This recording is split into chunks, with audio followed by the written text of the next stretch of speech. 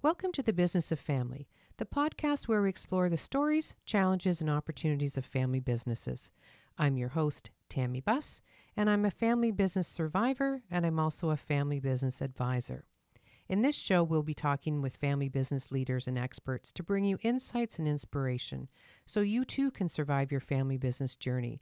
Whether you're a founder, a successor, a professional, or just curious about family business, this podcast is for you. So welcome. I have Jo-Ann, who is first generation Hangar9. Yes. And Emily, third generation Hangar9. And for you listeners, you've probably heard me have Lisa on before. I love Hangar9 and they have a great story. They're on to almost generation 4 in this industry. And I had to have Jo-Ann in today. She got such a great story. But anyway, thank you, gals, for coming in today. Thanks for having us. Yeah, thank you. That was great. You got the two best. You got the two best. Yeah, forget the rest. Forget the rest. You got the best. So, Jo-Ann, you started this business, Hangar9, which wasn't Hangar9 now. So give me the whole, evolution of your business and how you started this fabulous. I started with a great partner, Pat Cooper. And we actually were Mary Kay consultants. Oh, okay. I met Pat. That's why your makeup always looks so great. Well, I did love, I have to say, I did love the Mary Kay product. And actually, I learned a lot from Mary Kay Ashley. Oh. because we went to the conventions where she was years ago. And I mean, she was a true salesperson. Yeah. She ran a terrific company, and I learned a lot from her. Herself in the conventions. But Pat and I, she's just a dear, dear friend. And we started in the selling makeup to our customers. I was working at a small store at the time. And my customers I was doing the makeup on wanted me to help them with their dressing. Right? And then we were doing, but the store I was working at didn't just have what I wanted for my customers. And I kind of felt like I thought like I was cheating because I was taking them to other stores but I was working for her and it was hard. And so I said to Pat, I can't do this. We kind of have to. So we started looking for stores it's just such a long story. First of all, we traveled a lot to look at a lot of different stores. And that's where we came up with the formula. After traveling to all these different little stores and having our lunch, kids were in school, we came up with the formula. Tell me about this formula, and then you can continue on with your journey. But because this is what sets Hangar9, all the companies you were along the way, to how you end up with this evolution of Hangar9. And we were doing color analysis. Pat and I trained with the color analysis, so we were doing makeup, color analysis. And then the next... Geez, that was in the 80s, because I had my colors done in the 80s. It was in the 80s, yes. Yeah, early 80s. Yeah. And so the idea is the next part is dressing. Right. So it kind of just went like that. And so we came up with the formula, the little sketches. If you had 9 great pieces, then you could make 36 different looks. So you could dress every day of the month looking different. Right? Yeah. 30 days, 9 equals 36. So that's what we came up with. I don't know how 39 equals 36, but 9 pieces, 36 outfits, there's 30 days in a month. Okay, I got it. I got a few extra in there. If you want to go out at night, that's right. 6 other outfits for those nights. But anyway, and it just works. It just is so practical, and it saves you money, saves you time. It just was really great back then, right? Well, you don't feel like you ever have to go shopping. No, you're shopping in your closet. You have 36 different looks. And and that's right. And so anyway, Pat was with me. So we started with the formula. So we started doing that with our makeup customers and our color customers, showing them how they use their colors and whatnot. Meanwhile, my oldest daughter, Denise, was at Ivy Business School, and at the business school with her was I don't know if maybe no one will remember, Jones of New York. Oh, I remember that. Yes. Well, the son of Mr. Kuttner was in Denise's class. So his name was Charles. So he said, Denise got talking to him about Mom wanting to start this business. So Denise actually did a paper on our business, I think, at the time. I've forgotten that.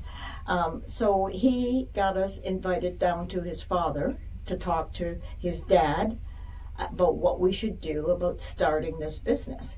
So Mr. Kuttner was just a wonderful man, sat and talked to these two silly ladies when I'm sure he was very busy.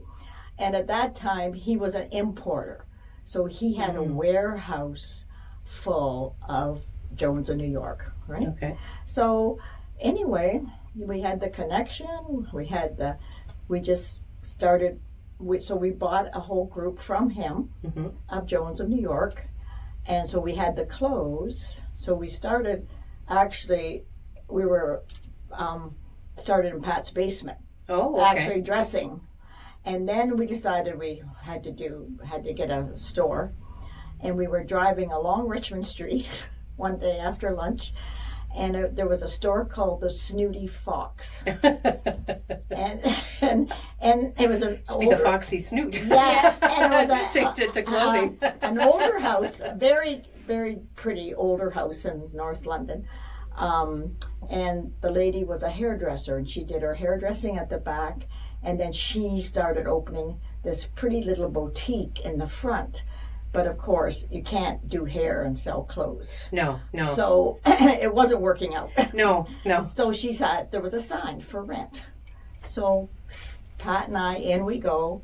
And this was in the end of August. She had already bought her some fall goods. So she had fall goods in her pretty little store. It was all pink, fireplace. Just a really pretty little store. So we made a deal.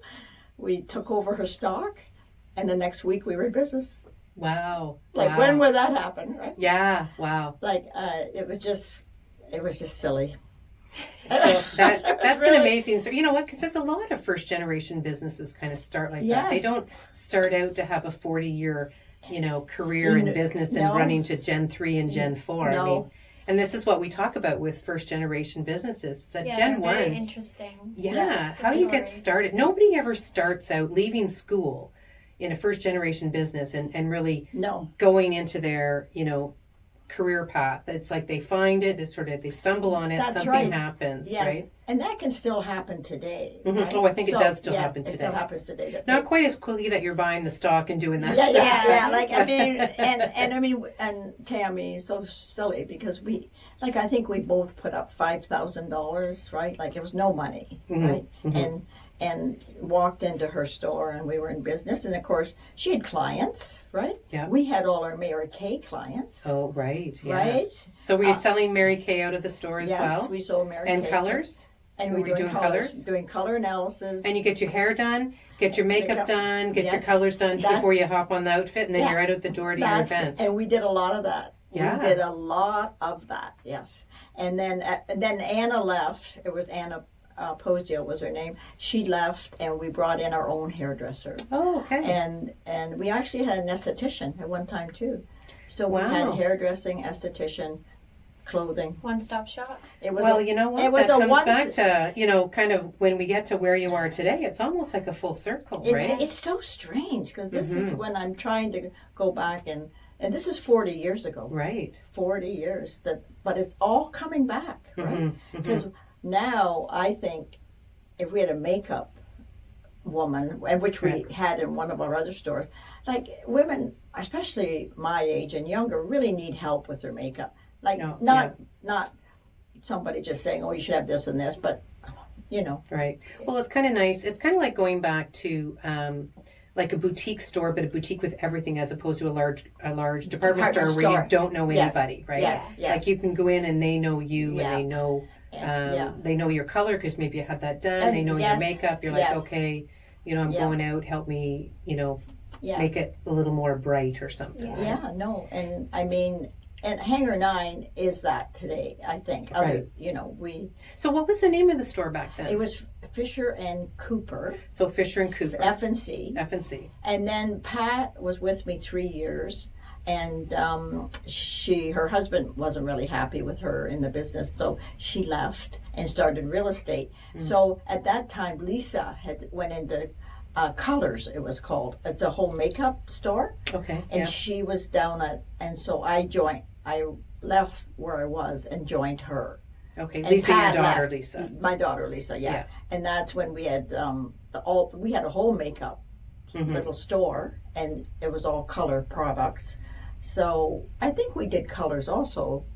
Yeah, Yeah, we had yeah. the colors for Yeah, we had the Color franchise. That's right. Right, okay. Lisa bought the Color franchise. Right. That's right. And then where did you move from?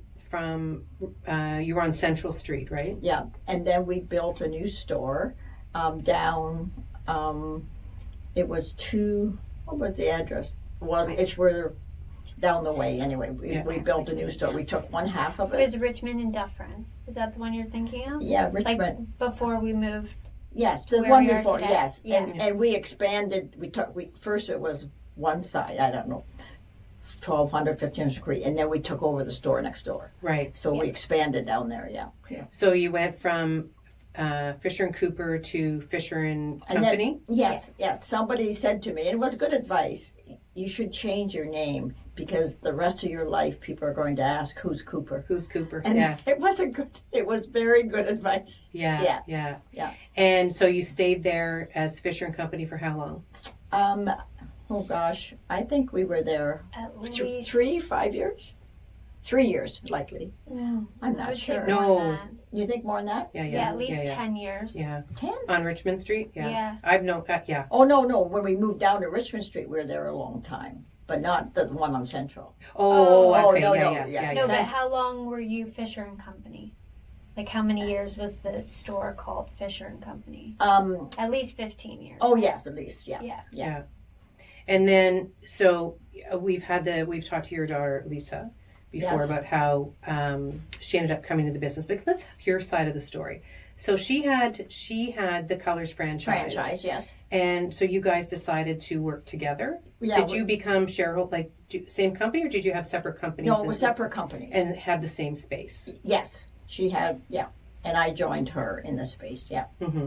And then when did she become a partner? When did you feel like you wanted to become partners? How did that sort of evolve? Lisa, so then we moved down to the other store, like On Dufferin. on Dufferin, yeah, and Central. Dufferin, that, yeah. Or Richmond. And then Lisa, so then it was Fisher and, it was still Fisher and Company at that point.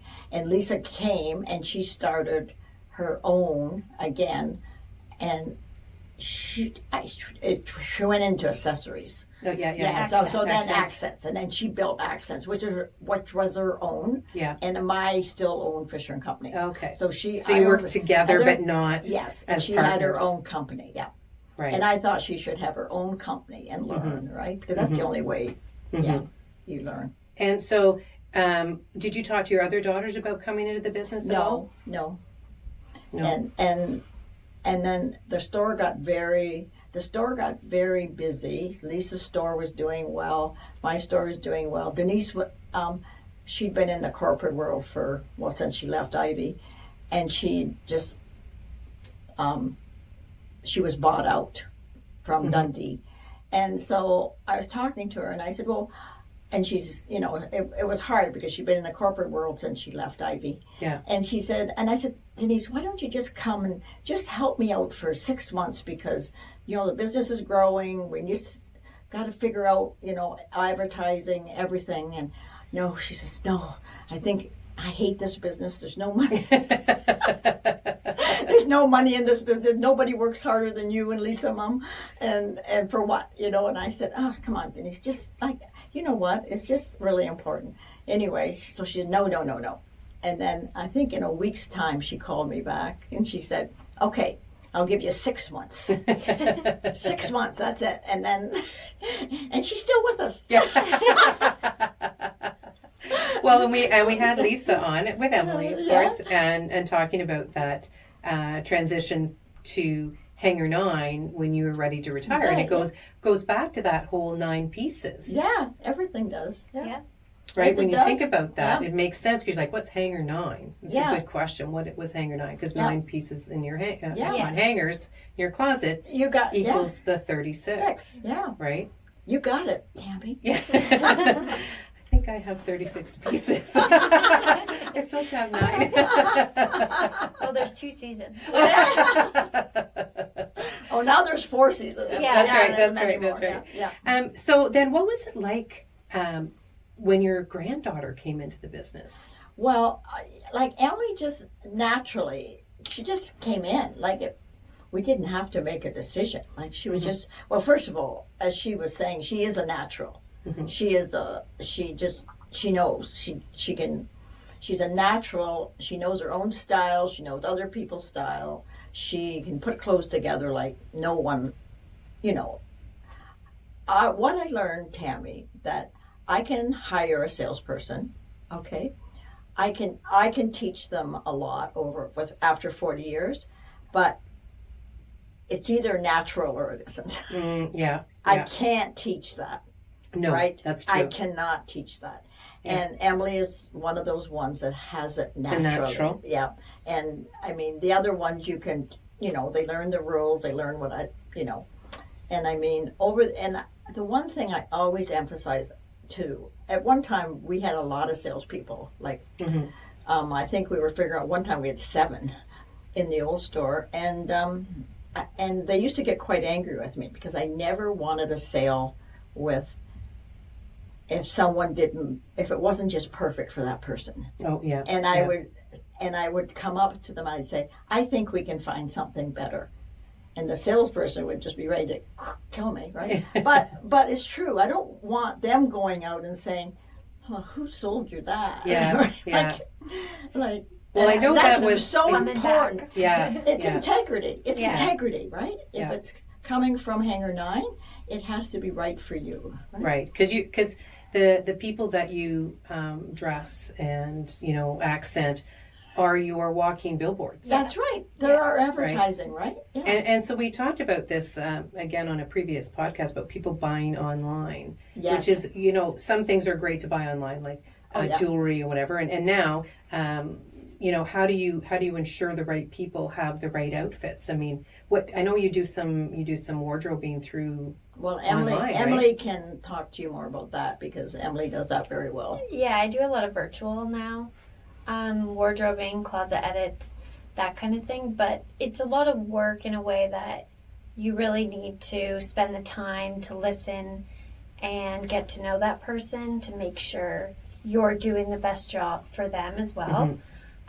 So a closet edit is always the best way to start because you see what they like, what they have, that kind of thing. And then it's all about communicating also, like asking as many questions as possible, what they do on weekends, evenings, like where they spend most of their life, if they have a cottage, do they travel, that kind of thing. And then you just kind of go from there. But virtual is definitely harder than in person. Right. So it is interesting that a lot of women like to buy clothes online. Yeah.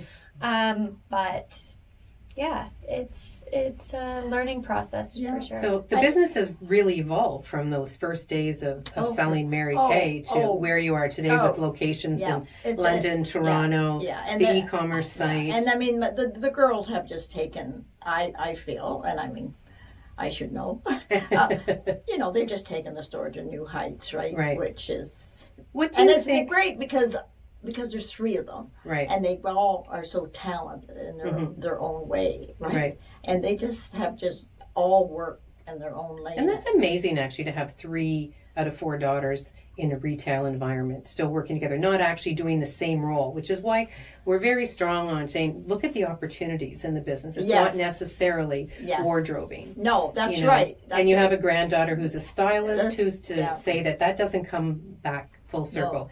But I do have a question for you, Jo-Ann. Yes. What do you think has been your defining moment or moments in the last 40 years?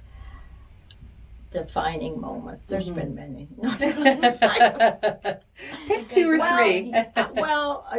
One thing I've learned, you don't ever have I feel, a good business on your own, right? So many people help you out on the way.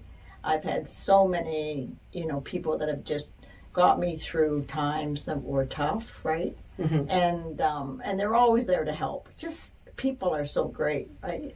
And so I think, nothing's ever done alone. I don't think I just feel any business, there was a lot of people behind it, right? Right. And I know we spoke to, the Ivy, they do a family, we spoke to them, and it was all the second generations, I think. Yes. And I said to them that day, because they were talking about, parents and whatnot, and I said, you just have to remember that when your dad or your mother started that, they started with one customer. Yes. Yes. And now you've got a whole business. Right. Right? And it's just, you just have to remember all those things, right? And you know what? And we say that all the time. Because we deal with, at BlueRoots, we deal with first to second generations. Right. And first generation didn't start out to build a family business or a legacy. No. But it's a shame when the opportunities are not really expressed or communicated with your family members, because you've spent 30 or 40 years building a business only to have it go to somebody else, instead of looking at the opportunities and getting past the fact that, your sister is, the annoying little sister that you grew up with, or the older sister who was a brat, or you got to get past that and think we're adults now, and we want to carry on this legacy that was created. Yeah, like who would have thought? It's amazing. And a retail store is amazing to have a 40-year legacy. Yeah. And stronger than probably it was 20 years ago. Oh, yes, for sure. Yeah. And it's just been a lot of hard work. And you survived through the pandemic, having been shut down. Oh, yes. Yeah.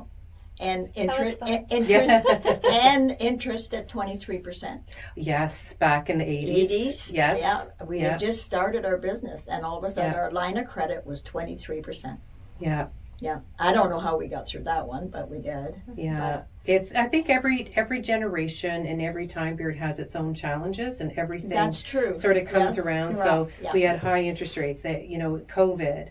You had the financial crisis. Yeah. There's so many things that happen. Great Depression. Like, you can go through each generation and see what has happened. And and I think having the different generations in the business and really opening up and understanding them gives you a better chance of survival. Yeah. But I think also what you said, like taking everybody's strength or weaknesses and really emphasizing on that too, because that makes a huge difference. Even if that person may not be interested, maybe they are interested in a different side of the business. Right? Like there's all different concepts of the business that everybody needs to have their hands on, but it could maybe not styling, but it could social media or and now that marketing or whatever that is, or legal or accounting. That's the new business. Like, because people didn't even have credit cards. No. like everybody gave us a check. Yeah.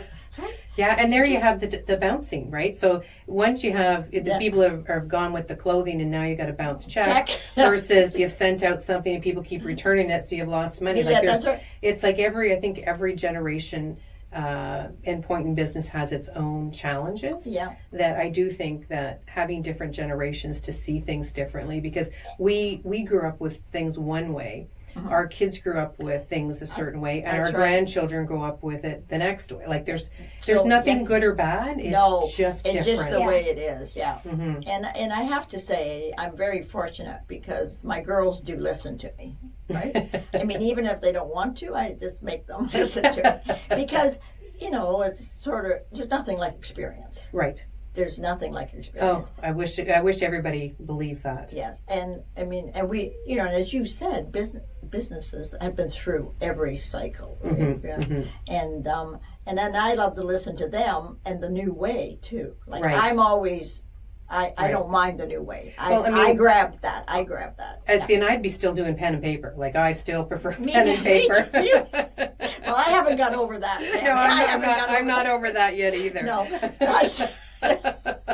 I'm trying to embrace, but I don't type very well, so that becomes an issue. I'm sitting in a meeting with my son, and my son's taking notes. typing fast, and I'm writing, and he's typing at the same speed I'm writing because he doesn't know how to write, and I don't know how to type. So it's a good combination. That is so funny. That is so true. funny. And it's so true. I know. And so they want to embrace different things, and you're struggling with it a bit because you're like, well, I don't want to do that. No. But you do have to open up and embrace the changes and the challenges. Oh, you do. You gave me one of your biggest challenges, or what? So what was another one? You said the fact that just about everything, and you had a lot of help. What's another sort of moment, a defining moment? A defining moment. Over 40 years, think back. There's a lot going on. There's a lot going on. There's been so many defining moments that have just changed the business, right? Mm-hmm. You know, like it's and you know, again, I go back to people that helped us. You know, like way back when, Lisa and I had a great bank manager. At that time, you used to have your own little person, right? And Lisa and I would go to him, and he would say, "What do you need, girls?" Like now. No, now it's like, here's our firstborn, secondborn, our grandchildren, here's everything. Yeah. And he was wonderful, and he made a real difference to us, right? Yeah. Because we could grow, because he would financially help us grow. Mm-hmm. Yeah. So it really is all about the people. I think it's all about people, and I'm all about people. Yeah. I mean, my whole life I've met great people because of the business. The business has been really good to me on that aspect. Mm-hmm. You know, it's just the people I've met. So, Emily, I have to ask you this.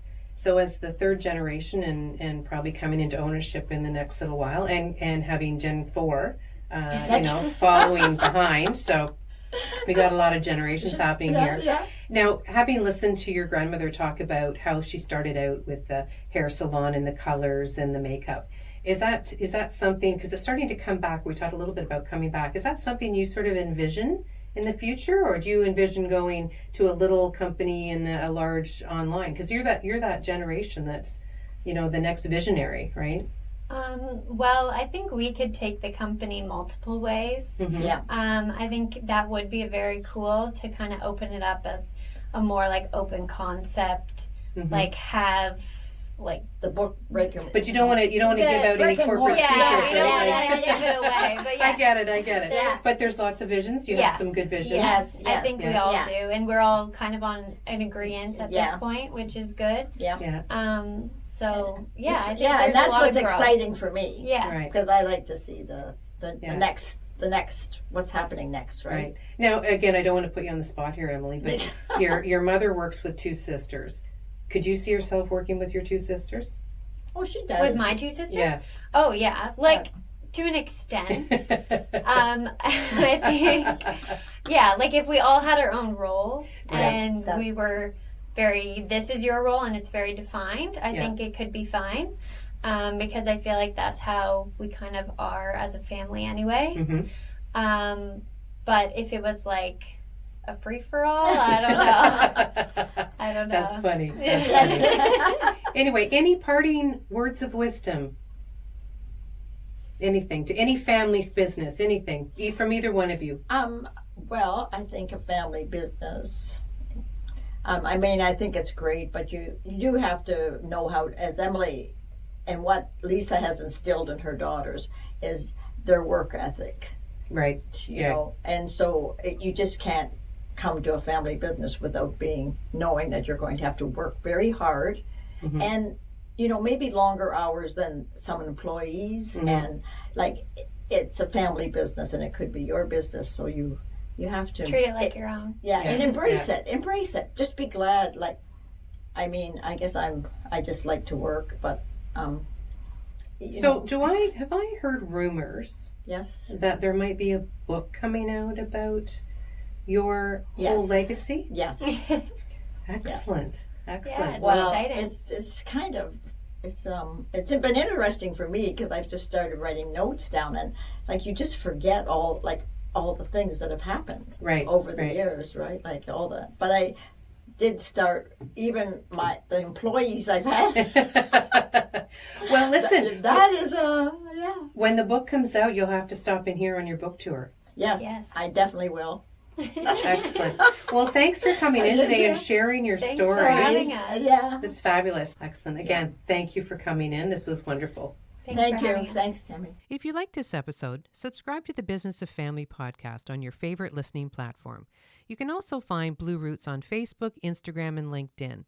On the next show, I'll be back with another amazing guest who will inspire you with their family business insights. Until then, take care and keep it in the family. This podcast is for informational purposes only and should not be considered legal, tax, investment, or insurance advice. Before acting on any advice, please contact your personal or company advisors.